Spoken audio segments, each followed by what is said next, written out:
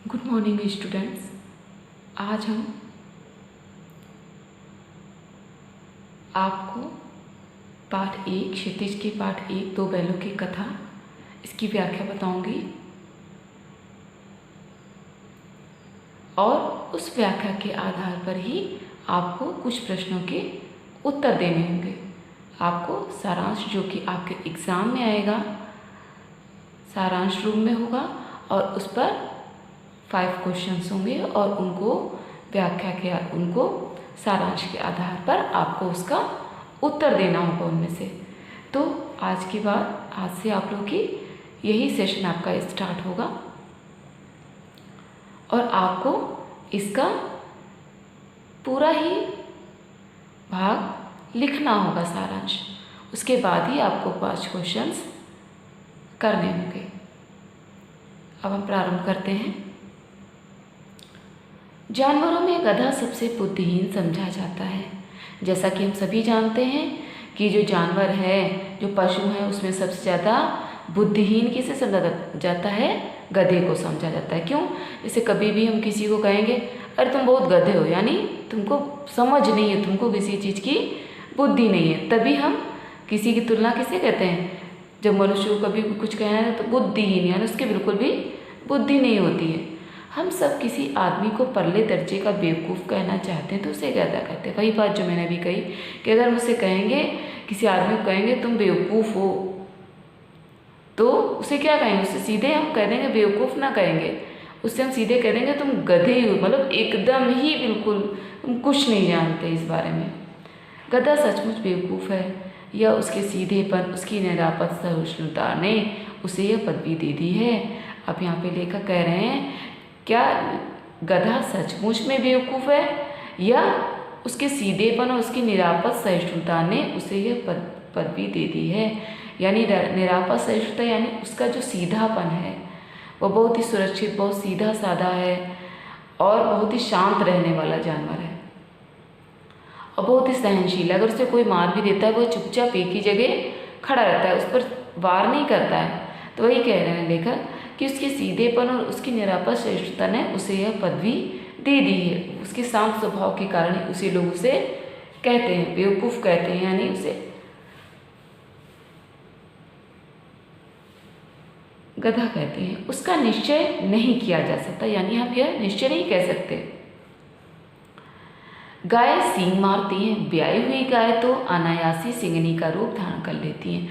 यहाँ पे कह रहे हैं गाय भी सींग मारती हैं, लेकिन जो ब्याई हुई गाय है, यानी जब एक गाय किसी बच्चे को जन्म देने वाली होती है वो सिंघनी यानी शेर का रूप भी धारण कर लेती है। क्यों?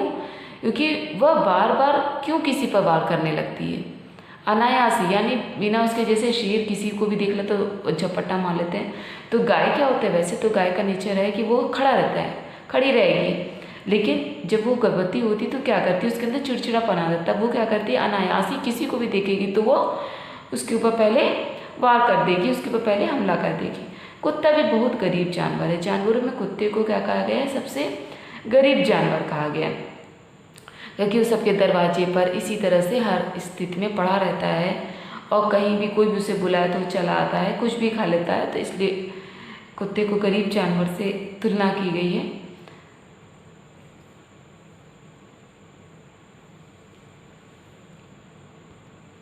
अब आगे देखेंगे। लेकिन कभी कभी उसे भी क्रोध आ ही जाता है, किंतु गधे को कभी क्रोध नहीं। सुनाओ ना देखा। वे कहते हैं कुत्ते को भी कभी ईंटा पत्थर मारो तो वो क्या करता है? उसको क्रोध आ जाता है, लेकिन हम लोगों ने कभी भी गधे को क्रोध करते हुए कभी भी नहीं सुना है और नहीं देखा है। जितना चाहो गरीब को मारो, चाहे जैसी खराब सड़ी हुई घास डाल दो, उसके चेहरे पर कभी असंतोष की छाया भी नहीं दिखाई देगी। यानी गधे को आप चाहे जितनी पुरानी, जितनी खराब घास भी दे दो या जितना भी उसको मार लो, लेकिन उसके सामने कभी भी आपने उसको असंतोष या निराश नहीं देखा। उसको जो भी दे दिया गया है उस जानवर ने, इस पशु ने सब कुछ खा लिया। वैशाख में चाहे एक आध बार कुलेल कर लेता। कुलेल मैंने खेलना, क्रीड़ा करना होता है। वैशाख के महीने में ये खेलते कूदते हैं, ये लोग उछल कूद करते हैं। पर हमने तो कभी उसे खुश होते नहीं देखा। यानी लेखक कह रहे हैं कि उसे कभी भी हम लोगों ने खुश होते नहीं देखा। हमेशा एक जगह शांत चुपचाप खड़ा रहता है, कभी भी किसी को किसी तरह से हानि नहीं पहुंचाता। उसके चेहरे पर एक विषाद स्थायी रूप से छाया रहता है। सुख दुख हानि लाभ किसी भी दशा में उसे बदलते नहीं देखा। ऋषि मुनियों के जितने गुण हैं वे सभी उसमें पराकाष्ठा को पहुंच गए हैं, पर आदमी उसे बेवकूफ़ कहता है। यानी यहाँ लेखक कह रहे हैं जो ऋषि मुनि में जितने भी गुण होते हैं कि उनको जितना भी आप कुछ भी कह लें, बस वो शांत अवस्था में ही अपनी स्थिति में लगे रहते हैं। चाहे उनको कुछ भी कोई बुरा भला कुछ भी कहे, वो अपनी एक ही स्थिति में बने रहते हैं। उनकी तुलना किससे की गई है? यानी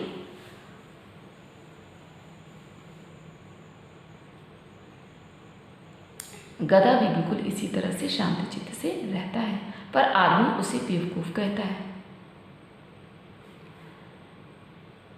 सद्गुणों का इतना अनादर नहीं देखा।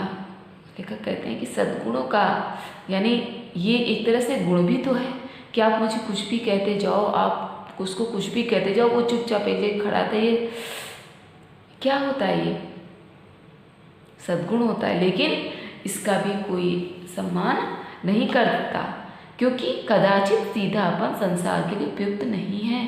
क्योंकि कहा गया है कि ज़्यादा सीधापन भी कभी कभी हानिकारक हो जाता है, और वे ज़्यादा कहते हैं ना, कभी कभी किसी को ज़्यादा सीधा भी नहीं होना चाहिए। लेकिन कहते हैं देखिए ना भारतवासियों की अफ्रीका में क्या दुर्दशा हो रही है। यानी उस समय जब ये देश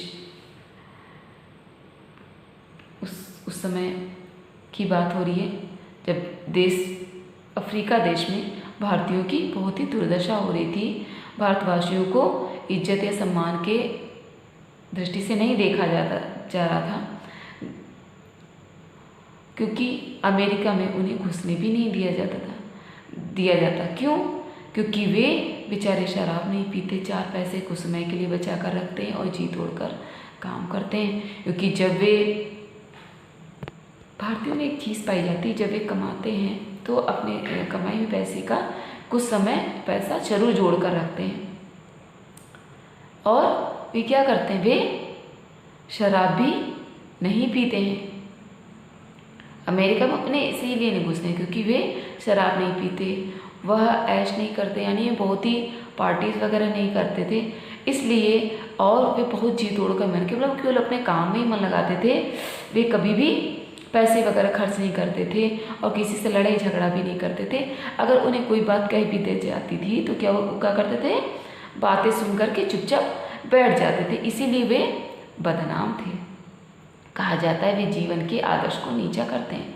उन्हें उस समय कहा गया है कि ये जहाँ भी जाते हैं जीवन के आदर्श को नीचा करेंगे, उनको सम्मान की दृष्टि से नहीं देखा जाता। अगर वे भी ईंट का जवाब पत्थर से देना सीख जाते तो शायद, यहाँ पे लेखक कह रहे हैं, अगर ये भी ईंट का जवाब पत्थर से देना जान जाते तो ये भी सभी कहलाते। यानी ये भी जब भी कोई मारे और ये पलट कर उन पर वार कर देते तो क्या कहते? लेखक कह रहे हैं हमें भी उतना ही सीधा होना चाहिए जितना ज़रूरत हो। ये भी ना हो कि कोई हम पर वार पे वार या हमारा खूब ज़्यादा हमको घृणा की दृष्टि से देख रहा है, हमारा अपमान कर रहा है, हम चुपचाप उस चीज़ को सहे जा रहे हैं, इतना भी नहीं होना चाहिए। वे जापान का मिसाल देते हुए कह रहे हैं कि जापान एक ही विजय में ने इस संसार की सभ्य जातियों में गढ़ बना दिया। क्यों? जापान बहुत ही छोटा देश है और एक ही विजय इसने क्या किया था? द्वितीय विश्व युद्ध में जापान बलशाली रहा था। इसने क्या किया था? चीन के कुछ हिस्सों पर कब्जा कर लिया था। उस समय जापान ने अपने आप को सभी देशों में विश्व में अपना नाम बना लिया था, और बल्कि यह बहुत ही छोटा देश कहलाता था।